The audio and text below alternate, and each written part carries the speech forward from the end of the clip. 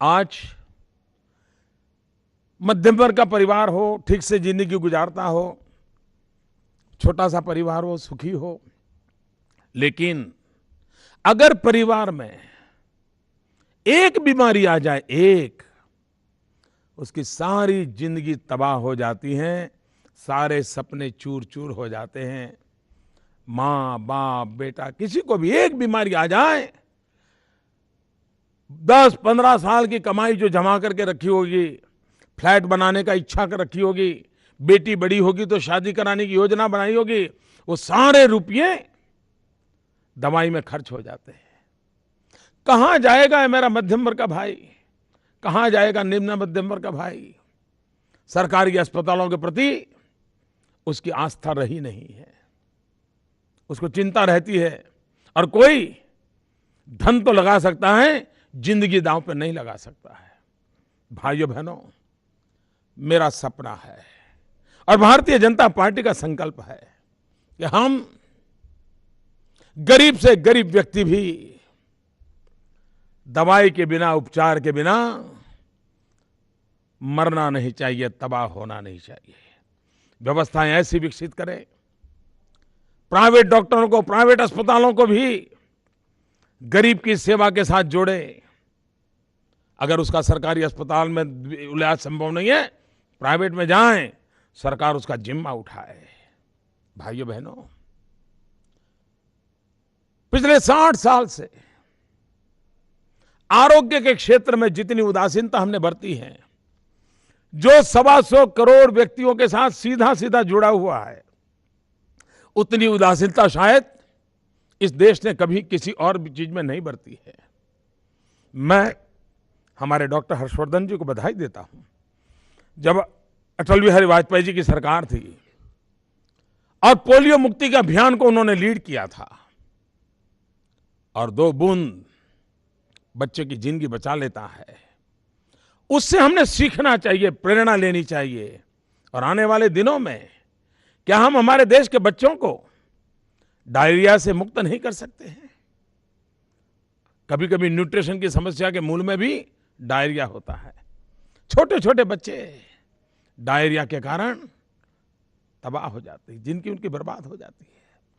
माँ बाप कुछ भी करें, उसका शरीर बनता ही नहीं, वजन बढ़ता ही नहीं है। भाइयों बहनों, एक बार प्रधानमंत्री ने कहा था कि न्यूट्रिशन ये देश का सबसे गंभीर सवाल है।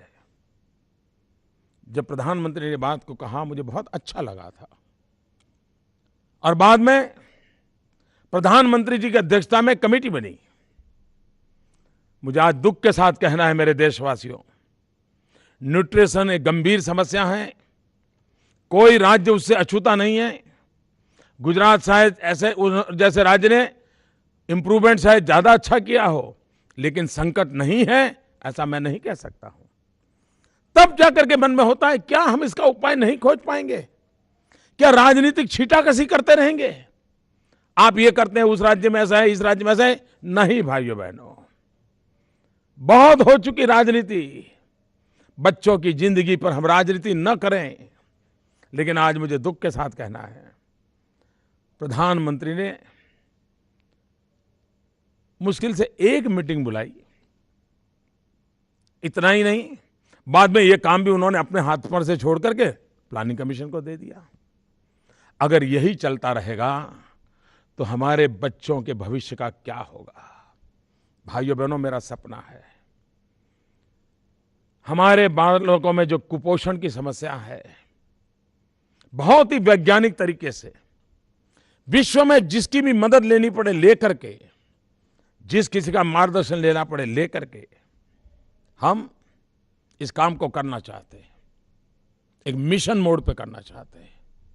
भाइयों बहनों, आज किसी बोरवेल में एक बच्चा गिर जाए तो सारा देश टीवी के सामने बैठ जाता है और सारे हिंदुस्तान के टीवी चैनल वहां पहुंच जाते हैं। मिलिट्री आती है, बोरवेल में से बच्चा, उसकी रनिंग कमेंट्री चलती है। बोरवेल में गिरा हुआ बच्चा हिल रहा है, सांस ले रहा है, पानी पहुंचाया नीचे, पानी ले रहा है, रनिंग कमेंट्री 24-24, 36-36 घंटे तक चलती है, खुदाई चलती है, बच्चे को बाहर निकलने की कोशिश होती है। सारा देश टीवी के पर्दे के सामने सांस ऊपर करके बैठा होता है। भाइयों बहनों, एक बच्चा ट्यूबवेल में संकट में आया हो या मर जाए, देश की आंख में से आंसू टपक जाता है। लेकिन हमें मालूम है, हमारे यहां माता मृत्यु दर, शिशु मृत्यु दर कितना ऊंचा है देश में। क्या 21वीं सदी में भी प्रसूति में ही बच्चा भी मर जाए, मां भी मर जाए? क्या इन मां बच्चों को नहीं बचाना चाहिए? क्या इनकी जिंदगी की चिंता नहीं होनी चाहिए? भाइयों बहनों, रोज कितने बच्चे मर रहे हैं। जन्म के तुरंत बाद मरने वाले बच्चे, जन्म के बाद 1 हफ्ते में मरने वाले, 2 हफ्ते में मरने वाले, 4 हफ्ते में मरने वाले, न जाने भारत का भविष्य को कितना बड़ा संकट आ जाता है। कभी कभी मां और बेटा दोनों मरते हैं, कभी कभी बच्चा बच जाता है, मां मर जाती है। जिसने कितने सपने देख करके शादी की है और 25-27 साल की उम्र में बीवी मर जाए, उस परिवार का क्या होता होगा, दोनों परिवार का हाल क्या होता होगा। भाइयों बहनों, ये ऐसा संकट नहीं है कि जिसके रास्ते न हो। मैं गुजरात अनुभव से कहता हूं, हमने एक चिरंजीव स्कीम बनाई, इंस्टीट्यूशनल डिलीवरी बढ़ाने के लिए। गरीब से गरीब मां पण अगर प्रसूता है, प्रेग्नेंट है, तो उसको अच्छे से अच्छी सारवार मिले, पब्लिक प्राइवेट पार्टनरशिप का मॉडल बनाया।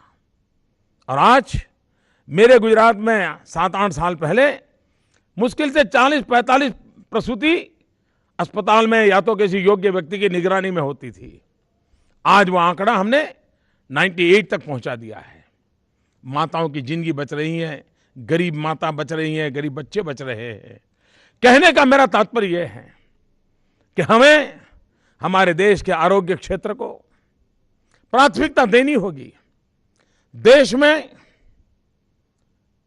अच्छे अस्पतालों की जरूरत है। भारतीय जनता पार्टी ने अपने चुनावी घोषणा पत्र में हिंदुस्तान के हर राज्य में एम्स जैसे अस्पताल बनाने का सपना संजोया है और हम इसको बना के रहेंगे। भाइयों बहनों, आज जितनी मात्रा में जनसंख्या बढ़ रही है, जितनी मात्रा में बीमारियां बढ़ रही है, उतनी मात्रा में डॉक्टरों की संख्या नहीं बढ़ रही है। मेडिकल कॉलेजेस की जरूरत है। क्यों न हिंदुस्तान के हर डिस्ट्रिक्ट में हम एक मेडिकल कॉलेज न बनाएं। भाइयों बहनों, जितनी बड़ी मात्रा में मेडिकल कॉलेजेस बनाएंगे, डॉक्टरों को हम तैयार करेंगे, हेल्थ सेक्टर में लड़ाई लड़ने में हमें काम आएगा। भाइयों बहनों, जितना हेल्थ केयर की आवश्यकता है, उतनी ही प्रिवेंटिव हेल्थ केयर की आवश्यकता है। हमें बीमारी को एड्रेस करना है कि आरोग्य को एड्रेस करना है, हमें पैराडिम शिफ्ट करना पड़ेगा।